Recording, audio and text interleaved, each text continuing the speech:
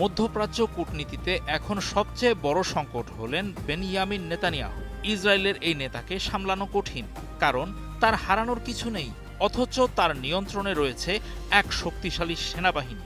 হার না মানা ওই সেনাদলকে ব্যবহার করে ইসরায়েলি প্রধানমন্ত্রী পুরো মধ্যপ্রাচ্যকে বেসামাল করার ভূমিকাতেই নেমে গেছেন।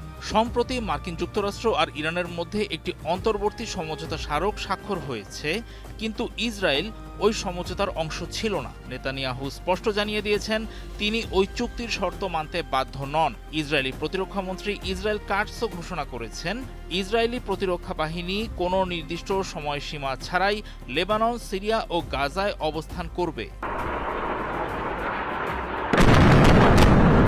তবে আনুষ্ঠানিকভাবে চুক্তি প্রত্যাখ্যান না করলেও নেতানিয়াহু কৌশলে তা নস্যাৎ করতে পারেন। দক্ষিণ লেবাননে ইসরায়েলের অব্যাহত সামরিক অভিযান সেখানকার প্রতিরোধ যোদ্ধাদের তীব্র প্রতিরোধের মুখে পড়েছে। এই সংঘাতের ধারাবাহিকতা ইরানকে আবারও যুদ্ধে টেনে আনার ঝুঁকি বাড়াচ্ছে। তেহরানের মতে লেবানন থেকে ইসরায়েলি সেনা প্রত্যাহার এই চুক্তির মূল চেতনা। এখন ওয়াশিংটন যদি তার মিত্র ইসরায়েলকে থামাতে ব্যর্থ হয়, তাহলে ইরানের পক্ষে এই ভঙ্গুর চুক্তি বজায় রাখা অসম্ভব হবে। চুক্তিটি ধ্বংস করতে নেতানিয়াহুর কোনো প্রকাশ্য পদক্ষেপের প্রয়োজন নেই। লেবাননে বর্তমান অভিযান জারি রাখাই এর জন্য যথেষ্ট।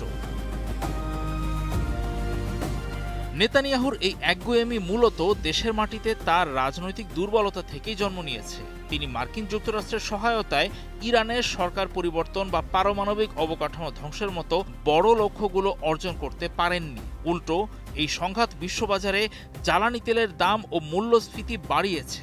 আগামী অক্টোবরের নির্বাচনে ভোটাররা তার থেকে মুখ ফিরিয়ে নিতে পারেন।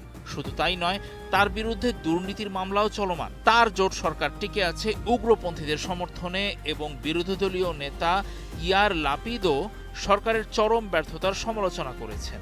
এই পরিস্থিতিতে চুক্তি মেনে নেওয়া তার জন্য রাজনৈতিকভাবে আত্মঘাতী। ডোনাল্ড ট্রাম্পকে একসময় নেতানিয়াহুর শর্তহীন মিত্র হিসেবেই দেখা গেছে, কিন্তু সম্প্রতি ব্যক্তিগত ফোনালাপে তাকে পাগল বলে ধমক দিয়েছেন মার্কিন প্রেসিডেন্ট। তিনি ইসরায়েলি হামলার তীব্রতার সমালোচনাও করেছেন। ভাইস প্রেসিডেন্ট জেডি ভ্যান্সও মার্কিন করদাতাদের অর্থে কেনা অস্ত্রের কথা মনে করিয়ে দিয়ে ইসরায়েলি মন্ত্রীদের তিরস্কার করেছেন।